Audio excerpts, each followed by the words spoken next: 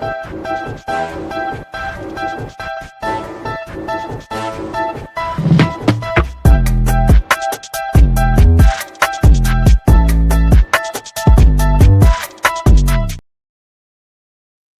everybody. Welcome to NLL Lacrosse Talk. I'm Gary Groob. With me today, I have a very special guest from the Oshawa FireWolves. I have Jaxon Fridge. Jaxon, thanks a lot for coming on the show. Thanks for having me. First question we ask everybody is, what brought you into lacrosse? What made you pick up a stick? The gist of it was my dad played, and so as a kid, he threw me into it. I was big into soccer as well, but once time went on, I got more into lacrosse, fell in love with it, quit everything else, and just stick with that. Right. What kept the stick in your hand over the years?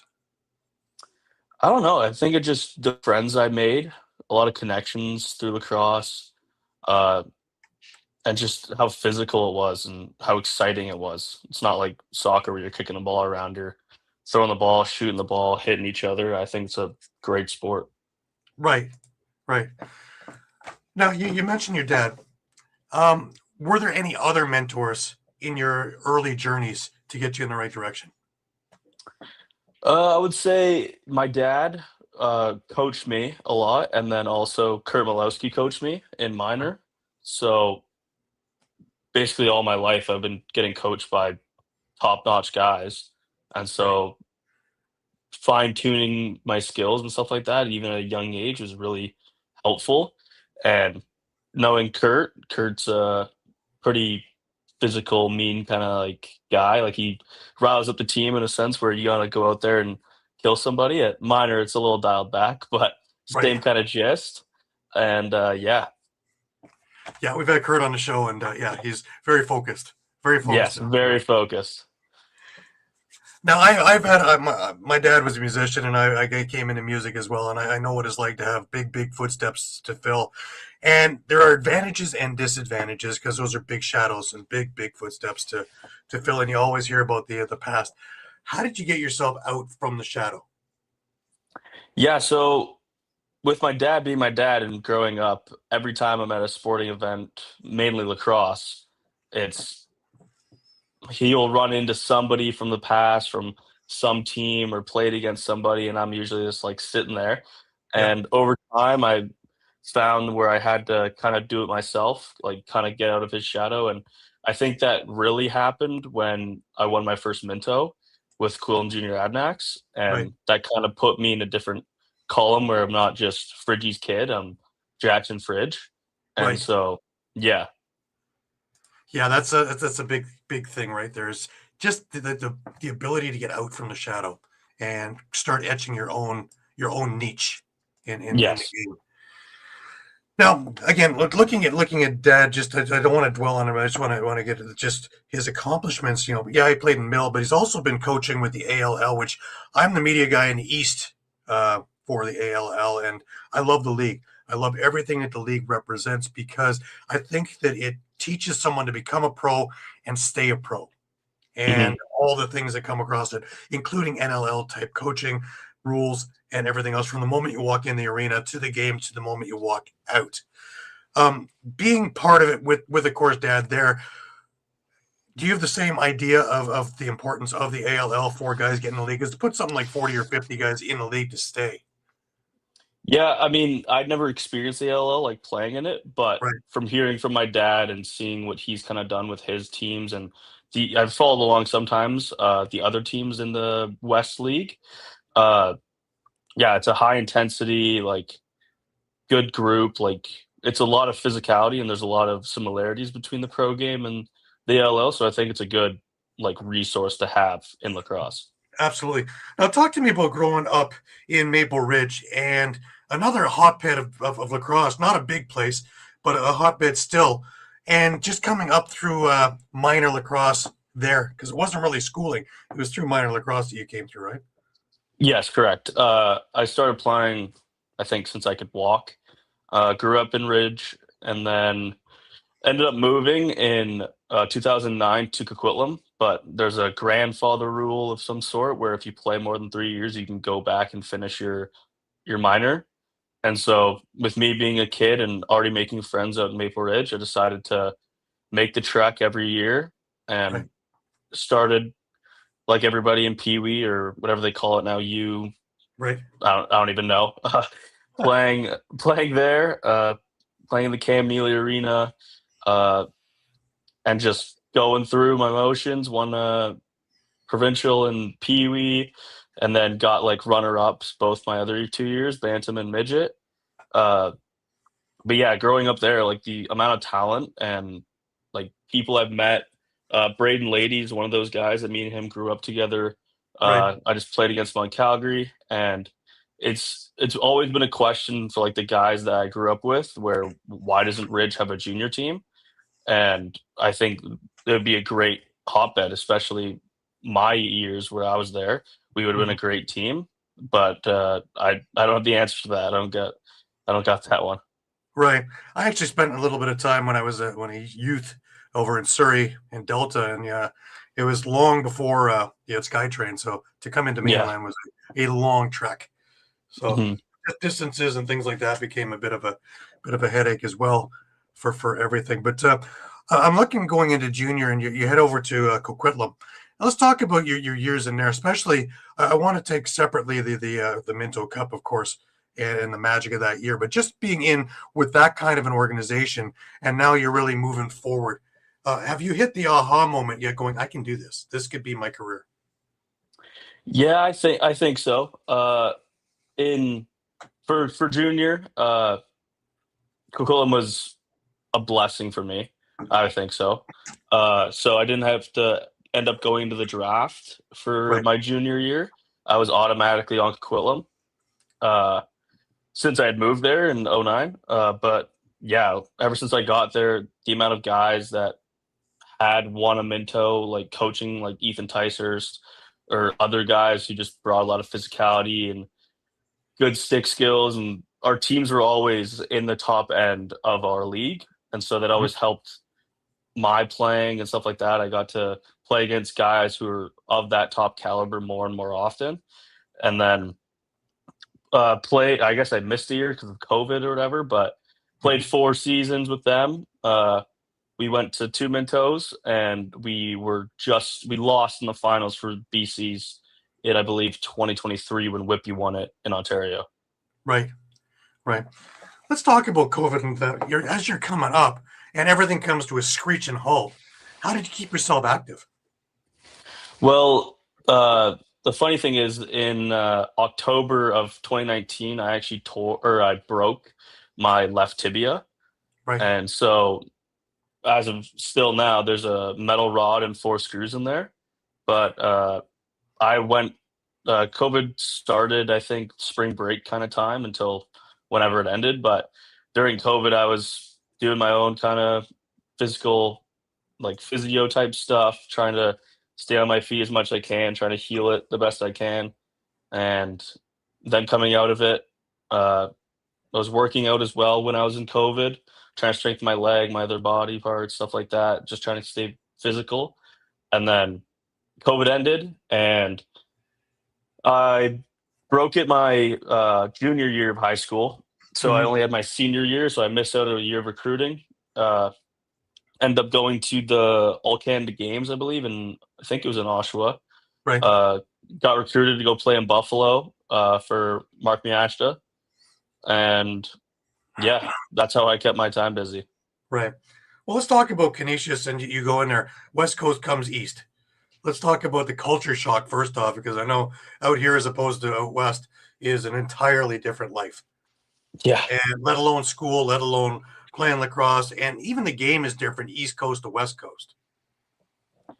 yeah. It was it was funny. It was like kind of a whole like full circle moment since my dad and Miashta had a relationship already, and Hmm. then him reaching out, going through the whole recruiting process, making my decision, heading out that way. It was nice to have somebody who at least was a like I could see like my dad kind of in him like as a coaching Right. perspective. It was good to see that kind of like West Coast vibe. And obviously when you're going to the east, you're gonna get a culture shock with the weather. The snow in Buffalo does not stop until April, and it's always freezing cold. But it was great. It was great. There was a bunch of lifelong buddies that I see. Some of them who are nearby the border come up for some games. I've got a wedding this summer for one of the other guys. So Mhm. yeah, it was a great experience. It never hurts also the Bandits are on a three championship run there, and to be over there, and lacrosse is just Yeah, electrified there because they've had to suffer through the Bills, the Sabres, and all the other things where almost could have never happened. This one is actually etched in stone. This yeah, this this dynasty that's over there, and people are just drawn to lacrosse if they weren't already. yeah, exactly. Before I was a Firewolf, they were definitely tickets to the game were worth it to go. The Absolutely. environment, the people, the fans, the players themselves. Uh, but yeah, I wish I could have played there this year to experience it myself. Yeah. But I guess I'll have to wait till next year. You'll be there. Don't worry. Don't worry. You'll be there. Yeah, because those people are committed, and if they're not committed, they should be committed because it's Yeah, nuts in there. I always talk about the story when they won the first one after so many years. I was up in the press box, and up in the roof in Quebec Center is a long way up, and the floor was rumbling underneath my feet. It's a little bit unnerving, when you yeah, get like 19,000 people going. I couldn't even hear the horn. One of the most obnoxious goal horns in the league, and I couldn't even hear the horn when it went off. That's how loud it was in there. But it's really a great city for lacrosse, especially a college town and the rest of it. oh I yeah, want to I want to jump back to the Minto Cup because we kind of missed all that, and let's talk about that Coquitlam team and the whole year and rising towards the Minto. I'd watched it before with Del Bianco as the goalie, and through 2017, almost 2018, doing it, and here we go again. And not long after that, we're already building a dynasty again. yeah. I mean, that year was probably the best summer of my life. Obviously, since we won, but the group of guys that we had on the team, it was a stacked lineup, and especially with falling short the year before, Yeah, we all had a chip on our shoulders like the entire season. I remember everybody talking or staying live in the group chat, like saying, like, we're coming back, we're winning kind of thing, like it's not over kind of stuff. Like we're staying on each other the entire time we were away, and then once we got back, we put pen to paper and went back to work. right. Now, you being a transition player, I have another definition for it. I call it a well-rounded player because you got to do everything. You got to be a defensive player. You got to be on your toes to really move the tempo. Plus, you got to be an offensive player at times. Were you always in that mindset, or did you kind of develop that along the way? I don't know. I feel like I was always kind of a D guy growing up. I Yeah, liked hitting people. And then more and more when I was getting higher up through minor and then ended up going to school and having to play offense, I think it kind of just like fine tuned my game where in the summer I'm playing defense and throughout the entire schooling I'm playing offense. I kind of slowly built it up where I can do both. And then having that role in junior and being able to do what I want to do and on both sides of the floor was just a right. huge bonus for me. That brings it to another interesting point: is how much freedom do you need from a coach to really do what you need to do out there? I would say a good amount of freedom just in the offensive transitioning part. Right. I've noticed in this league more that it's a lot faster, obviously, but I'll do what I need to do on defense, and then when I'm going on to offense, I would like to know what certain shots I'm allowed to take. Like I don't want to force bad looks over giving the ball to the O guys. Like figuring out that kind of soft spot, that kind of gray area where I can take the chances I want to take if they're risky or not. But yeah, I'm slowly learning what I can take, and yeah, Yeah, because the worst thing in the world is the reverse transition. Something goes wrong, and all of a sudden it's gone the other way. So, exactly. yeah, no, I get that. What would you define as a true transition player in today's game? True transition player. I would say somebody who plays. I'll put it in words of how Clarky kind of says it. It's like Mhm. transition player. You.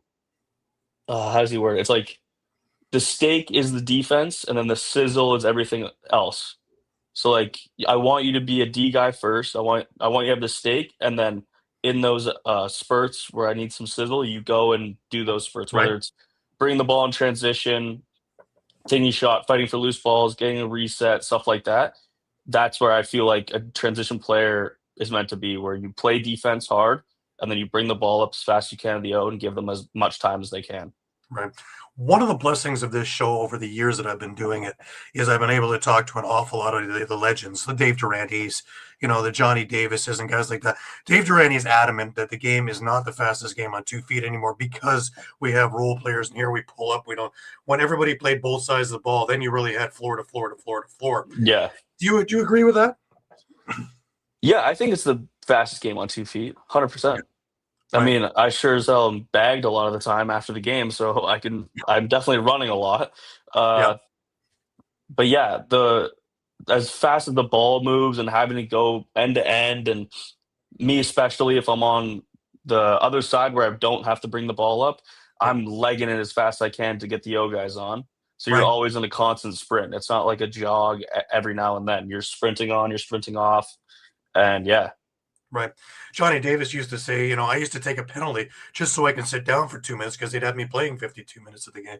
I always loved his take on things. So now your first move from junior up into WLA senior. Did the speed kind of catch you off guard? The change of all the transition and everything. Not entirely, no. I feel like the main thing was just the you could tell the professional level of certain players over others. Right. So, like, playing against Victoria, you have O'Regan Net, you have Clark Peterson, you have Marshall King, you have a bunch of these great players. Right. And you're thinking of doing one thing, and these guys have been in the game for so long where they know you're going to do this, so they can just tweak you around wherever they want. And so that was the main learning thing. I don't think the speed ever caught me off guard. I Right. think I'm pretty able at using my IQ and my feet to get out of certain situations. But yeah, just this certain personnel of certain teams definitely caught me off guard. Right. Did the baiting kind of get you? Because I know that all these guys are very to find a rookie and then they'll bait you and away they go the other way, right? Yeah, they try and bait me a good amount of time, but most of the time I have good positioning, and other times the teammates would bail me out. But yeah, it's just something I had to learn. Right. Did that experience start, accelerating the readiness for the NLL? Yeah, I think so. Yeah, just always having a matchup against certain guys like New West as well. There's a boatload of offensive talent on that team. Having to go against them in the summer before I even got drafted was definitely a good, like, all right, I need to step it up for so and so, stuff like that. I have to learn more, I have to do more kind of thing. It Right. definitely helped me realize, all right, I'm not in the league yet. I got to figure it out, and then I got to move to that next point. Right. Now I want to talk a bit about the NLL, but before we do that, a bit of the draft. And when you first got drafted, what did Clarkey say to you that he was looking for you for a role? I mean, he called me and he was like, "Hey, we got you in the draft. Super excited to have you. We didn't think you'd be here at this point." Uh, and as the first words that I said to him were like, "All right, I'm ready to prove why I should have been higher," kind of thing. Yeah. And I don't think he really gave me any expectations off the get go, but moving into this at the end of training camp, he had a call with me, and I asked him what his expectations of me were, and he said, "You've already checked my boxes for expectations, but I just want you to go play and do what you got to do, and we can figure that out later." Right. Now, my favorite question always is your very first training camp. Was it what you expected? I don't. I mean, it was a little while ago, but it was definitely I was a nervous guy. Even talking to Clarky about it, Mhm. he said my first day was like I could tell that you were gripping your stick kind of tight, like nervous kind of thing. But moving on to day two of week one, like I was getting the flow for it. It was definitely faster. Some of the drills I'd never done before, so I was still kind of learning. Uh, but yeah, uh, I would say that the people on the team, like my roommates as of now, like Dyson, Mhm. Will, Taggart, they're all very like like supporting, helping kind of guys, and so they always just would let me know what we're doing here, how to do this, stuff like that. And so everybody on the team was super supportive, so it just helped me out. Well, you have all of Durham region with you, so you should be Yeah, really acclimated into the area now. So yeah. that's awesome. But who would have been the one who would took you under their wing right away? I don't know if took me under my wing would be anybody, but I think one person that I would say would be probably Patty Kaschuk or Oh Patrick yeah, Kaschuk. right. Uh, he's got a style. He's very like his accountability is very good. Where he would let me know like straight up like what I need to do, whether that was like in a game recently, stuff like that. But he would be always on my case for the bad plays or the plays I need to work on. But he's also like one of my biggest supporters when a good play happens, stuff like that. So it was good to have him. Right. Bit of adversity this year, but I think is that there's two things: you win or you learn. And I don't think of any of the other negative things that you listen to because that's all noise. I think that the team has so much talent that just been a couple of bad things here, a couple of bad things there. You have a game where all the offense is going, the game is all the defense going. There's been a few where everybody's been on the same page and it's magic. And that's really what I think this team is all about. Also, like the Albany team of a few years ago before they went to the finals, injuries have just decimated you. Not having Joe Nardella for faceoffs, not having Captain Colton in there for most of the season have been big minuses to the team. How do you guys work around all that stuff and keep everything positive? Because there's so much good there. You can't let all the other things, outside factors, get in. Yeah, I mean, our season hasn't been great. We're all not happy about it. But yeah, like you said, it's a win or you learn kind of scenario. And can you hear me? Yeah, I can hear Oh, you. okay, okay, my headphones are doing something. But yeah, we've taken every loss as a learning opportunity. And like you said, there were some games where the offense would play well and the defense wouldn't, or vice versa. And the games that we did play, we would win, especially, we were the happiest we could be because we're like, that's what we can do. That's what we know we can do. But I think we just have had troubles replicating that over time. And then in our games where we did lose, but the scores were closer, those were games where we didn't figure it out earlier in the game, like in the first or second, but we gradually got it over time, and then we saw how good we were, but the margin was too wide to come back from. Yeah, But I think moving forward, I think next year will be a force, definitely.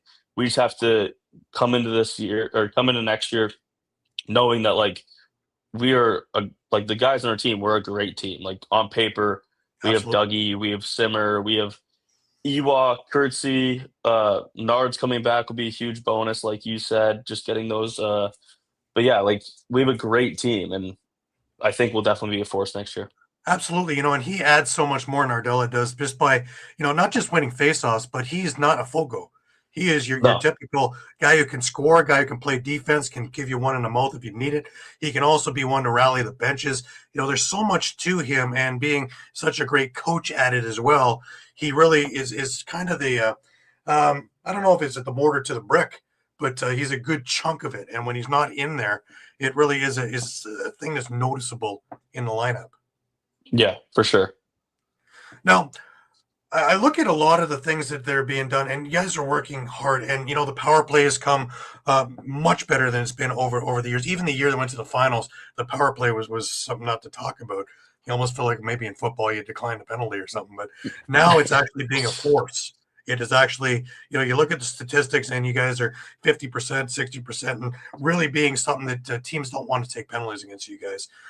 How is it in practices and in the room that you guys are turning the arrow upward again?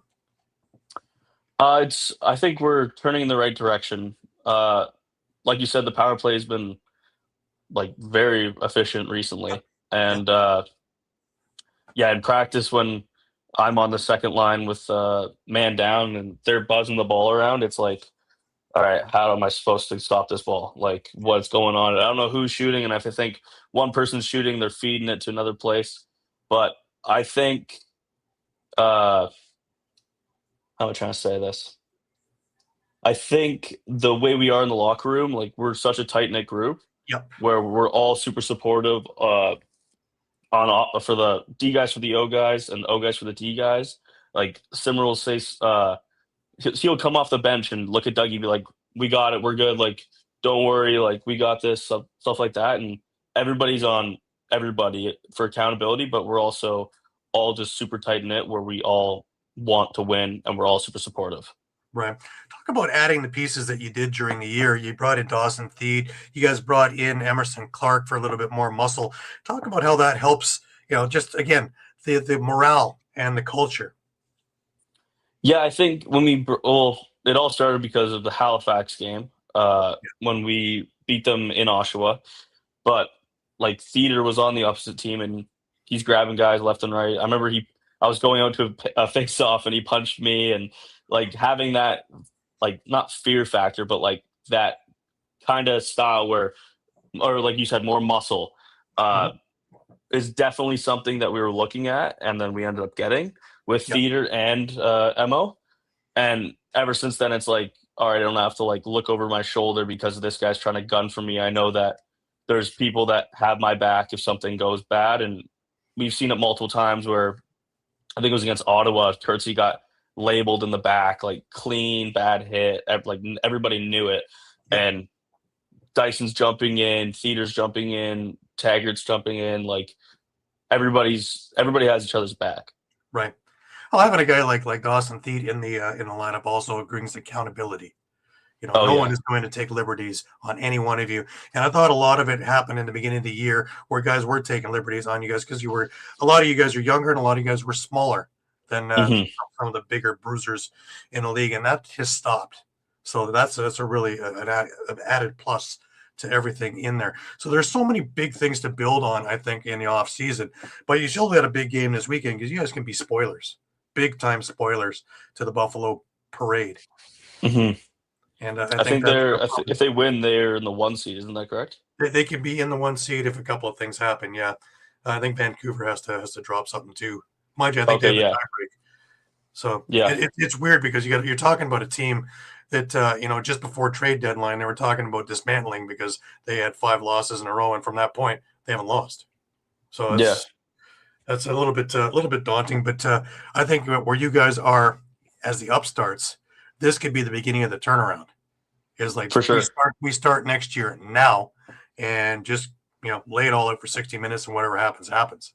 Yeah, I mean, even at the start of this week in our group chat, guys are raring to go already. Like texting, Yep, all right, like we're not going down easy. Like why not end the year with a win? Give it to exactly, Durham. Like exactly. Well, let's talk about that. Let's talk about Durham Region and how they've taken you under their wing, and being in an already lacrosse hotbed of Brooklyn, Whitby, Ajax, and being able to have full houses for all the games. It's loud in there, and it's a very knowledgeable crowd. I can't go 3 feet without knowing somebody, and it's amazing in that place. yeah, they've been great. I remember early on when we go to the grocery store, like random places, and we have some sort of FireWolves stuff on. They're asking us, "Oh, like you guys play on the team?" They're like, "Oh yeah, we do." They're like, "Oh, it's so great to have a team in Oshawa. Like we love it here. They've needed a team for a while." Uh, and it's just been great. I mean, one of my bosses at work is I work for CRCS, which is a partner with the team, and Hmm. so they're big into lacrosse. I was at one of their practices, just showing up for the kids, kind of thing, just giving back because they give Yeah, so much to us. Like, why not? Like, definitely. Definitely. In fact, my big thing, I went on a rant on our Sunday show, is why Brooklyn and the Merchants and the BLC don't have more on the scoreboard to remind people that there's summer ball. There's still more lacrosse with NLL players throughout the yeah, summer. Like, you know, let's all work together because the biggest thing in the game, and we'll get into the State of Union in a few minutes, but the biggest thing, in my opinion, is we can't get out of our own way to let everybody know the greatest secret in the world, which is this game. yeah, you're not wrong. Now, let's look a little bit of the game in itself and where we're going.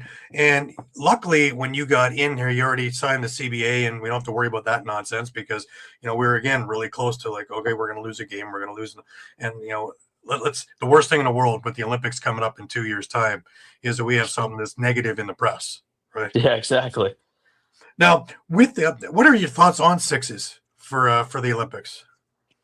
Uh, I mean, it's a great like I understood why lacrosse was never or wasn't in the Olympics previously, just like the whole field game, because it is a slower version. But sixes itself, like I remember watching one of the worlds where I think Japan came in third. Mhm. The back and forth, like constant scoring. It's like it's basically just a big highlights, like kind of Yeah, reel. Like you watch a game and you'll see at least 5 goals. Where you're like holy shit, how did that guy just score that? yeah. And so it's a great way to like get people to come out and see sixes. I think it's a great sport to be in the Olympics as well. Right. I had Bob DeMarco, who's the president of World Lacrosse, on, and I asked him why sixes and why not one or the other, and the answer was completely different from what I expected. I thought we couldn't do box because of African countries and don't have rinks and things like that. And it was they can only take 10,000 players and coaches altogether for the Olympics. Oh And if well, you wanted to have lacrosse, and you're going to take a field team of 24 guys, coaches, trainers, and everything else, you're going to have two teams. So to have it, you're going to have to narrow it down. And they thought about the rugby model of rugby sevens to knock it yeah, down, and they came up with the idea of lacrosse sixes, which can utilize the field, but a smaller field, and can utilize all the best of box and try and combine the two. But most importantly, you only need a bench of 12 or 13 and some coaches, and you can put 6, 7 teams in there, men and women, and still have a competitive thing and really make it competitive by having them qualify. So the idea made sense once he explained it to me, because I had trouble kind of jiving on it also, one or the other in the middle. And the other part of it, of course, is exit strategy.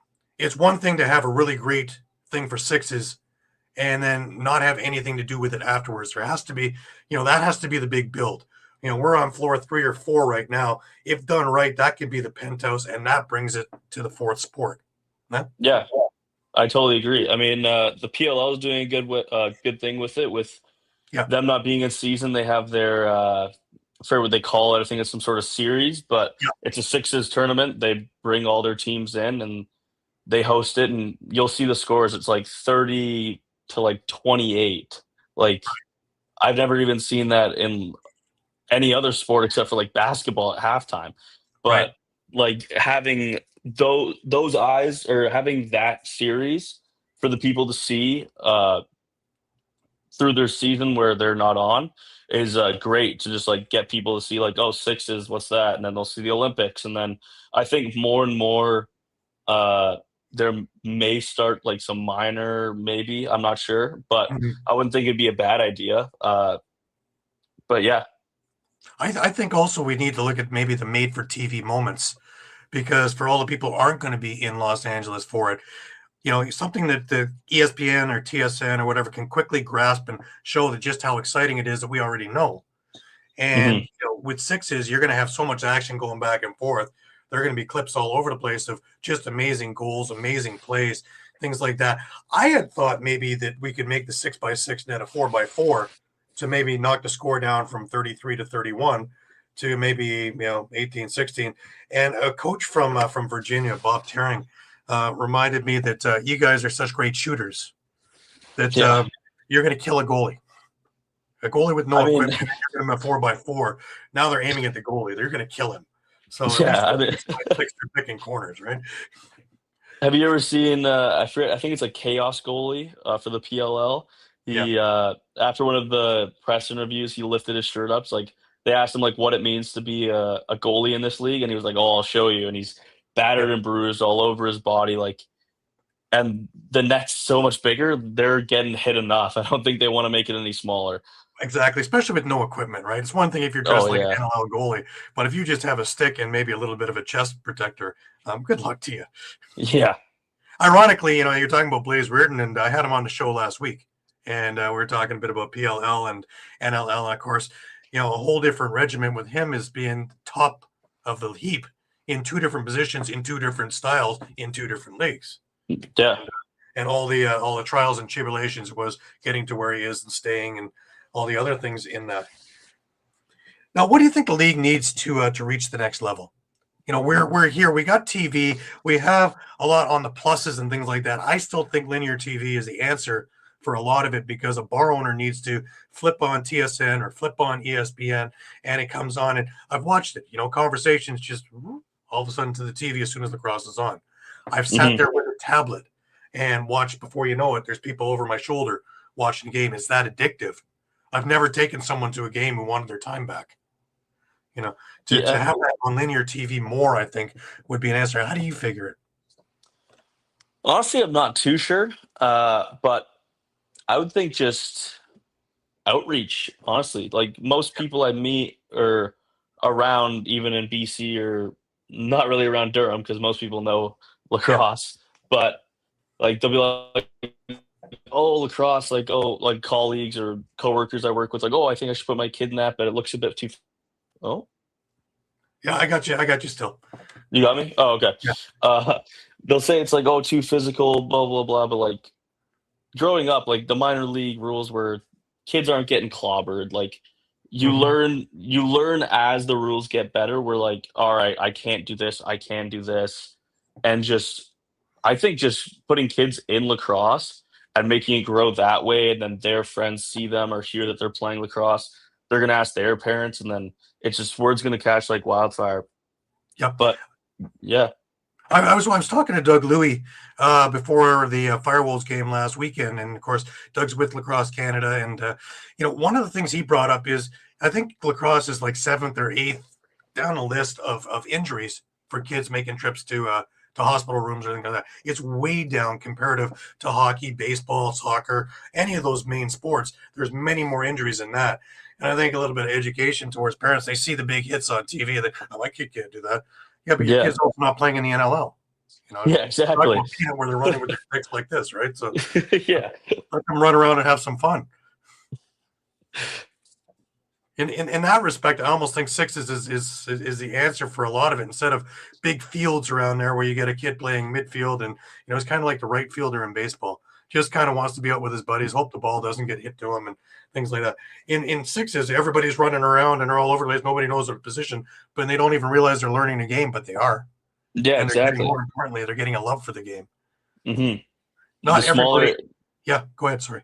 The smaller area and them bouncing back and forth offense and defense, and then having to get off and everything would be great for kids. Yeah. Oh, yeah. And the whole idea, again, they don't even know they're learning to love. But even the ones who don't want to make pro or make NLL or PLL or any of that, the love of the game that's the fan base. And get it to them when they're young, and then they grow up and they have kids, and it grows and mushrooms that way. That's the organic thing that will bring this game into the next millenniums down the road, hundreds of years down the road, because nobody can deny the likability or the lovability of the game. Yeah. Do you think the NLL is missing out by not having an all-star game? I don't know.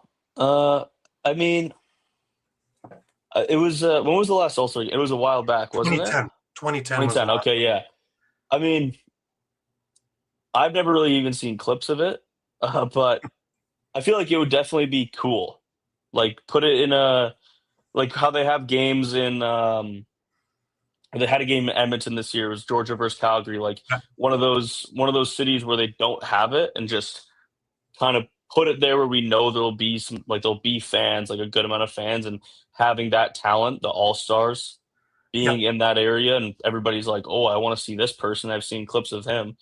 Like, I think it'd be a good way to just get more teams into the league by showing up, giving the all-star game, and then putting in those hotbed areas who don't have teams, and just seeing where it goes with that. That's a good idea. Frank came up with an idea that was to deal with the old hockey idea, and that was you have the champions. So this time around, right now, it's still the Buffalo Bandits playing the NLL All-Stars. Now, they don't want to lose to the Bandits. The Bandits don't want to lose to the All-Stars. A little more skin in the game. Blaze had put it out. Well, wouldn't that be a way to get a little bit more, hits and knocks on the bandits that they don't make the playoff? You'd have to think of a little bit of professional courtesy, right? But Yeah. not you're not trying to kill each other, but at least it'd be a little more emphasis on the game. And then, of course, with ESPN and TSN, the idea being that you have these big networks and the skills competition, and watching what you guys do in practice all the time just for the hell of it, and to see that is, for a regular everyday fan who doesn't get a chance to see this stuff, this is mind blowing. And again, Yeah. it gives you those clips for ESPN and TSN to show how great a game this is. Yeah. So I think the league should be looking at that. I've been pushing for it for a number of years in meetings with Sakevich and some of the NLL brass and Brett Fruden. We talked about it, but of course he was new, so he's still trying to get the league stable and things like that. Expansion. I know we've moved a bunch of teams around, yours included. I know that we lost Panther City and stuff, but there are so many talented players who are sitting either on practice squads or on none, or in ALL that shouldn't be. Do you think it's time that we should start looking at more markets? Yeah, I think so. I mean, we're hoping that Philly doesn't like Go evaporate. Too far. Yeah. We want them to be, we want another team, but along with Philly. Yeah. But there's been so many, as a house, we've talked about it, where another team would be great because these certain players who are on ALL teams or on practice rosters who are capable of playing at a higher level are kind of just put in a position where it's like you're kind of shit out of luck. You're going to play over certain people who've been in the league for longer. No, but I was blessed in the way where I got to a team and they kind of had a spot for where I could come in and play. Right. And so I gained that position, but there's still other guys who have been on practice roster kind of in scenarios where they're stacked on offense and they're a no guy. They can't really do much. But yeah, I think there should definitely be another team coming. I look at teams like Buffalo or Toronto where they already have a ton of players there, and you get drafted there, and I'm going to wait a minute. There isn't a spot for me. I'm going to be sitting in a press box if at all for the next 4 years. Exactly. That's not a great opportunity to try and show your skill that you've been working on for 15 years. So I do think that they need it. And the difference is I think that they need to do their homework. The league does. And instead of going into just a new market that, we can teach, let's go into a market that already knows. Here's a perfect example, Durham region. The success is everybody knows you're not teaching. There's not, and this is the stick and on the scoreboard at every intermission. Yeah, exactly. So that if you can get that and then get you guys in the area, and then start building programs like Saskatchewan did when they first came into where they were. And it was wildfire because the programs now are putting out all kinds of people for senior Bs because they've been around long enough now that, the early growing pains weren't so much that, was more interest and market. Halifax is another good example. They came in there, guns a-blazing, had guys in market, and away you went, and it's a success. So by putting it in markets that understand it, I think are where we want to go with it. And there's a number of them. It doesn't all have to be in Canada because we're filling the 401 pretty good now. And if they put it in Laval, and then, I worry about that because I worry about Ottawa's fan base because it's so close that it'll split that. But in order to get Quebec City that they want, they need something in Montreal because it's little brother syndrome. We can do it better, but we don't care if it's just us. So you get somewhere in there, then you get Quebec, and then now you've got Halifax, Quebec, and as a rivalry, wherever Philadelphia is, hopefully in Allentown or something like that, close, that they stay in that rivalry too on the Eastern Seaboard, and we keep all that going. If the league does their homework, I think that they can get jobs for all these guys before 1 or 2 years on a practice squad. Okay, then after that, it's like, well, it was a great career, and I'll take my MBA that I got from Yale or Harvard or something, and off I go. Exactly. The losers in this is the fans because we don't get to see all this great talent that is still sitting there. Because if we put together teams, we see it in the summer with all these guys in summer ball. And being the true Canadian, I love summer ball, even more than NLL. I love WLA. I love MSL. I'm on the board for Ontario Series. I can't get enough of that because I think it's a more gritty game, more like the NLL or the MILL used to be. to a Hmm. degree with a bit more safety in there. But Yeah. the MILL where your dad played, I remember having Darius Kilgore on talking to me about it's the Wild West. Where Yeah. something that you would get 5 games for now might be a change of possession back then. Yeah, exactly. So yeah, so it's evolved. Thank goodness that we've because I've had concussion people on. I've had Pat Madalena on, who's now of course chiropractor and dealing with concussion, also former NLL star, and you know the safety thing is a big thing because just like hockey, you guys have all gotten bigger, stronger, and year-round training. That you guys are just machines when it comes to it. To watch you guys for 60 minutes do what you all do, and still be able to hold a microphone at our press conferences, even that to me is like, hey, well done after some of the games you guys have been through. Yeah. But how important is it to get some of the younger players to understand what the commitment is to being a pro? Is there a misunderstanding still between the junior players? Yep, I'm going to be there, and what the commitment really is, not just making practice and making the game, but for your markets and for the fan base and all the other things that you guys take a ton of your time for. And believe me, a lot of people are very appreciative of all the efforts you guys make to be in community. I mean, yeah, like coming up in junior and stuff like that. Uh, I definitely thought it'd be like I don't know how to word it, but like how would I say it? Like I definitely had to work way like way harder, Yep. way harder than a lot of other people because of well, obviously my dad was trying to get out of his kind of shut up whatever, so that Yep. was kind of my chip on my shoulder. Mm-hmm. But it's a completely different league in itself. Where if you think you're doing enough, you're not. You got to keep working hard. You got to. It's every day. It's when you don't want to. It's when you're sick. It's when you're tired. It's when you're getting home from work and you're like, all right, I'm gonna go get dinner and go to bed. It's like, no, I'm going to the gym. I'm getting shots Mm-hmm. up. I'm doing something to at least be better moving forward.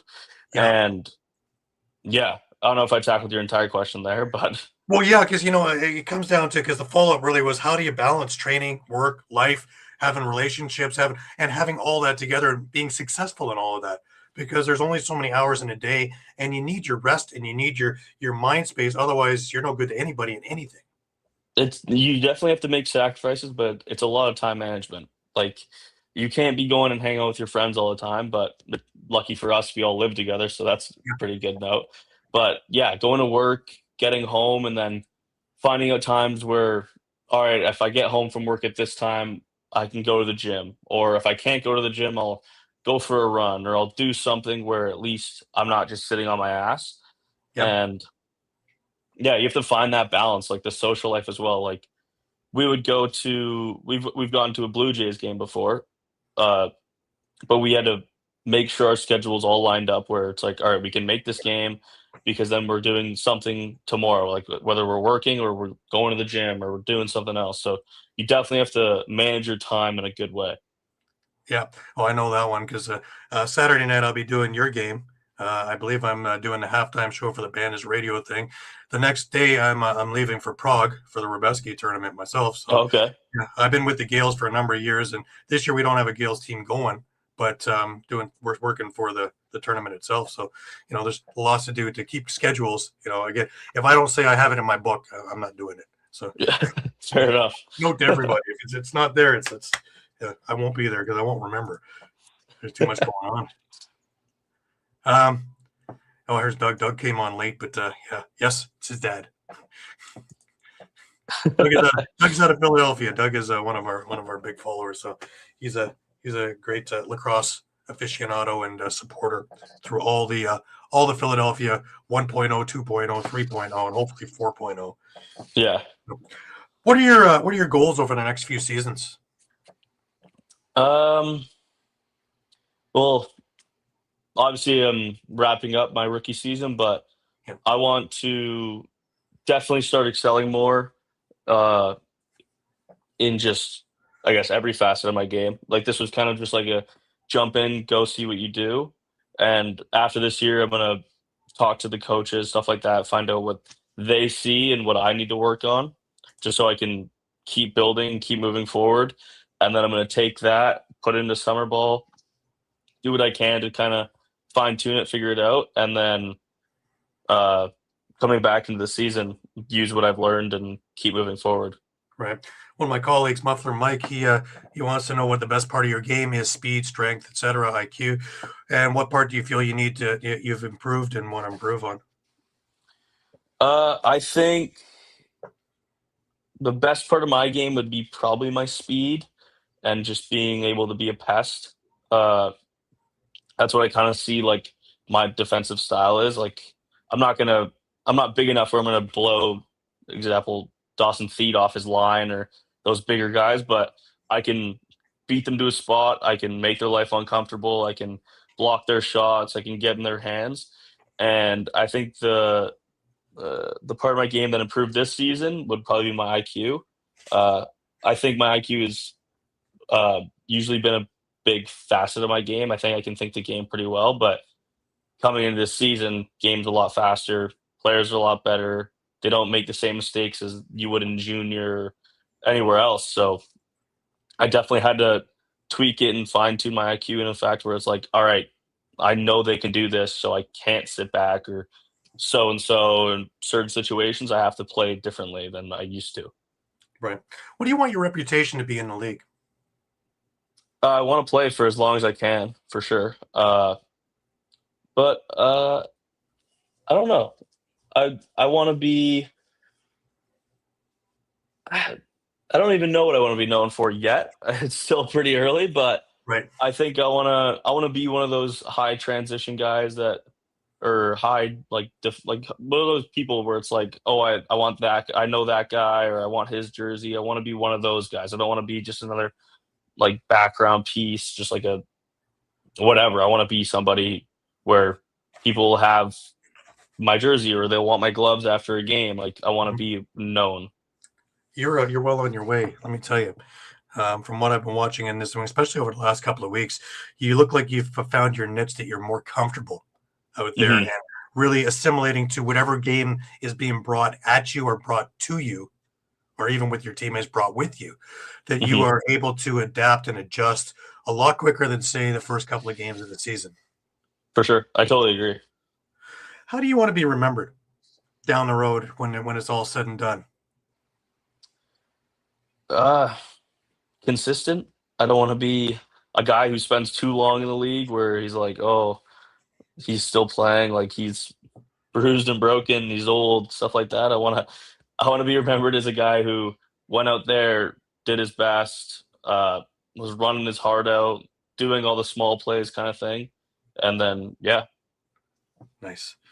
Now, if a kid from Maple Ridge is watching, what's your advice on making it from BC to the NLL? Keep going at it. I mean, keep having the stick in your hands whenever you can.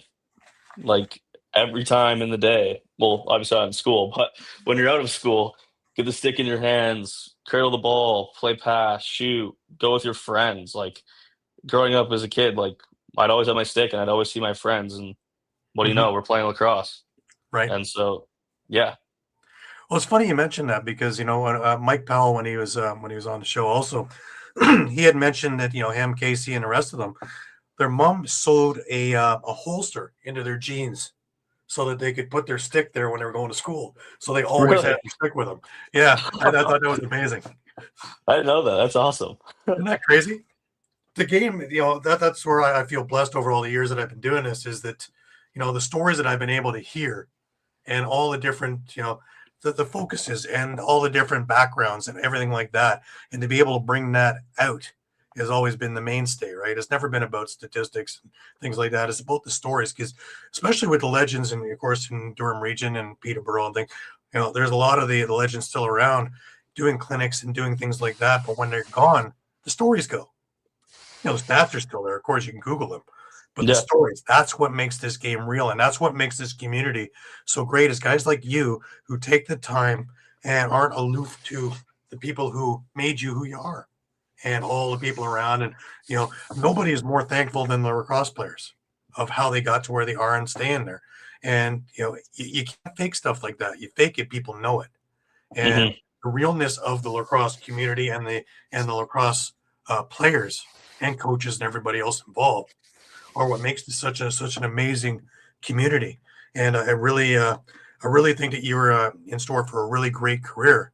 And both, now as a player, is coaching down the road? Do you think? For future, I have no clue. I'm still pretty young, so I got to Yeah. figure out what I'm doing first off. But yeah, I would enjoy coaching. I mean, Mhm. I've coached ever since I was in grade 10, maybe grade 9, 10, Right. like minor teams at Coquitlam. I've coaching with my buddies or my dad being a part of it, and just Yeah. him kind of being on the background and letting me and my buddies kind of figure out coaching in our own way, and him stepping in when need be. But yeah, I think down the road, uh, if I get the opportunity, I definitely would enjoy it. Yeah, Yeah. Are you headed back to Burnaby again this summer? I am. Yes, my dad is now our D coach for summer ball, so heading back there, gonna get coached up by Big Fridge, and then yeah. Nice. I always thought that, especially now doing clinics, like Hmm. Ty's got his clinic for March break and things like that. That's really where you're at to get your foot, dipped in the water there. Whether that's the next step, and then move on from there. Yeah, I think I'm gonna this summer. I might start doing some clinics. Right. I've got a time management. Obviously, like I said earlier, I have to figure that kind of part out with summer ball work, stuff like that. But Mhm. yeah, clinics would definitely be a good avenue to go down. Right. I really want to thank you. I know you got a big game this weekend, and I know you've had a really long season and more coming, and summer ball is just around the corner. And for you to take the time talking about life in lacrosse and everything like that, I really appreciate it. I wish you the best of luck, and I know that you're going to be a success. I look forward to seeing you on Saturday at the game. I'll be there. Hopefully, you'll be one of the guys coming in the press conference. Be good to see you. Sounds good. I hope Yeah. I am. If Thank you you for have a minute, having me. just turn around the corner. You'll see me sitting in the second row trying to get I gotcha. all the clips. All right. Well, I appreciate you having me on. This is great. My pleasure. And again, I wish all the best for the FireWolves and for Clarkey and all you guys to really play the way I know you guys can and the way you guys know you can. And I Yeah. really do think that you're going to put the league on notice starting Saturday and next season. And I think there's nothing but complete upside. You win or you learn. And I think a lot of learning's gone on. So you guys are pretty savvy, I think. Yeah, I think so too. That's Jaxon Fridge from the Oshawa FireWolves. I'm Gary Groob, seen every week Thursdays, usually at 4 p.m., but we do make adjustments when we have to. Remember, everybody, keep your sticks high, keep your spirits higher, and until we meet again next week, have a great week. We'll see you all soon.